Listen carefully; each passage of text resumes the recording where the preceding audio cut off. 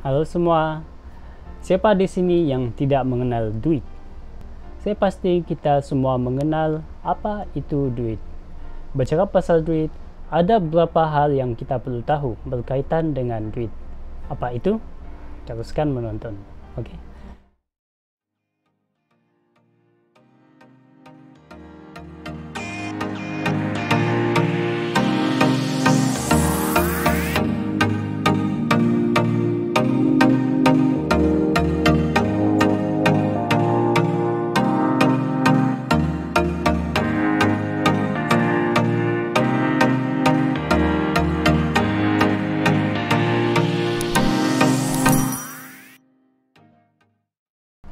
Sebelum saya mulai, saya mohon maaf karena saya pasti ada orang yang akan terasa tentang bercerita duit ini.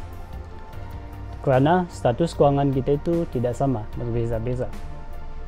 Oke, saya pernah dengar orang berkata kepada saya, duit itu bukan segalanya. Tapi, apa yang saya tahu, segalanya itu perlukan duit. Beli makanan itu perlu duit. Bahkan mau masuk tandas kalau di negara kita itu pun perlu dibayar. Saya tidak tahu kalau negara lain. Duit itu tidak boleh dibawa mati. Betul, duit itu tidak boleh dibawa mati. Tetapi janganlah apabila kita meninggal nanti kita menyusahkan ahli keluarga kita untuk mengurus jenazah kita karena ketiadaan duit. Dan kan lebih baik sekiranya kita meninggalkan sedikit warisan kepada anak-anak kita nanti. Oke, apakah kau merasa duit itu penting? Bagi saya, sangat penting dan saya sangat perlukan duit.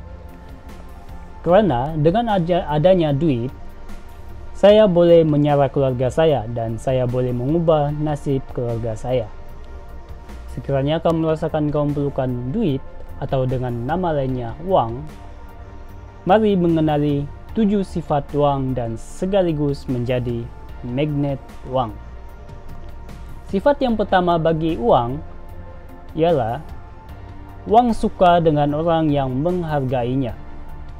Maksud menghargai uang itu ialah dengan menggunakan uang kita itu kepada perkara-perkara yang berfaedah, seperti menderma kepada rumah anak yatim, menyara ibu bapa, bersedekah, membeli buku-buku yang boleh menambahkan pengetahuan, dan banyak lagi. Tidak menghargai uang pula adalah dengan berjudi, berfoya-foya, mabuk-mabukan, dan menggunakan pada hal-hal yang tiada faedahnya. Sekiranya kita tidak menghargai uang, uang itu akan pergi dari kita atau habis terlalu cepat. Terkadang duit gaji sebulan kita itu akan habis dalam masa yang sangat singkat. Kadang, belum habis bulan, kita sudah gelisah karena sudah kehabisan uang belanja. Sifat uang yang kedua ialah uang tidak suka orang yang membencinya. Pernahkah kau mendengar bahwa money is root of evil? Uang itu bukanlah syaitan, uang itu tidak jahat. Yang jahat itu orang yang menggunakannya dengan menggunakan uang itu dengan melakukan benda-benda yang jahat. Buang jauh-jauh pemahaman tentang uang itu jahat, maka uang itu akan perlahan akan datang kepada kita. Sama seperti manusia, sekiranya kita tidak menyukai seseorang itu, bagaimana kita boleh dekat dengan orang itu? Sama juga seperti uang. Kalau kita tidak menanamkan pemahaman bahwa uang itu jahat, maka uang itu akan datang kepada kita. Kenapa orang kaya menjadi terus kaya? Karena mereka sangat-sangat mencintai uang.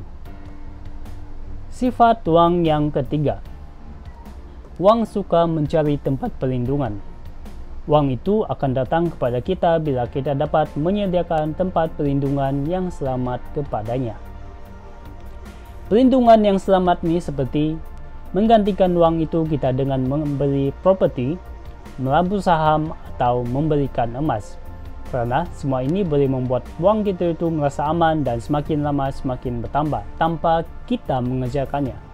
Biar uang itu yang bekerja untuk kita. Oke? Sifat uang yang keempat yaitu uang itu Uang itu tidak tahu mana yang baik dan mana yang buruk. Uang itu tidak tahu mana yang baik atau yang buruk. Sebab itulah kadang kita melihat orang-orang kaya itu jahat. Itu jugalah yang mungkin mengubah pandangan kita terhadap uang ini. Sebenarnya uang itu tidak pun tahu tuannya itu jahat.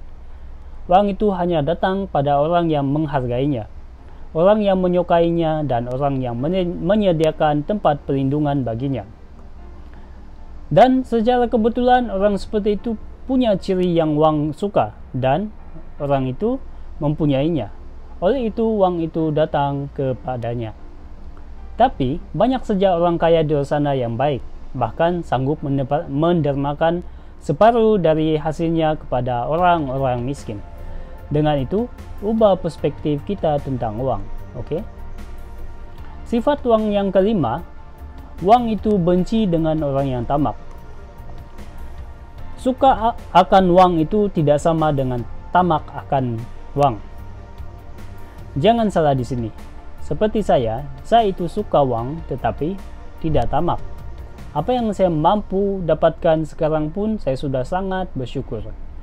Tamak akan uang itu ialah kita menghalalkan segala cara untuk mendapatkan uang, tak kira dengan cara yang betul ataupun yang salah. Kita banyak melihat contoh-contoh di luar sana yang seseorang itu terlalu tamak dan setelah akhirnya dia tertangkap dan semua kekayaannya itu disita. Seperti ada pepatah yang mengatakan orang tamak selalu rugi. Jadi jangan tamak-tamak ya. Boleh mencintai uang tapi jangan tamak dengan uang. Sifat uang yang keenam, uang suka membongkar jati diri seseorang.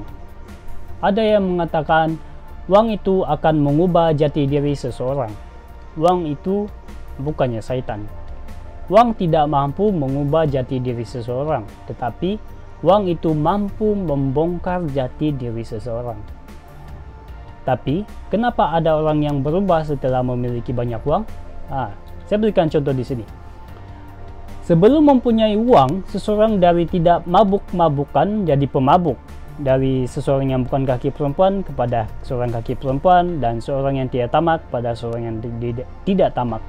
Ini semua berlaku bukan karena sifat uang itu, tetapi sememangnya sifat itu telah ada dalam diri seseorang itu. Uang itu hanyalah membongkarkannya. Oke?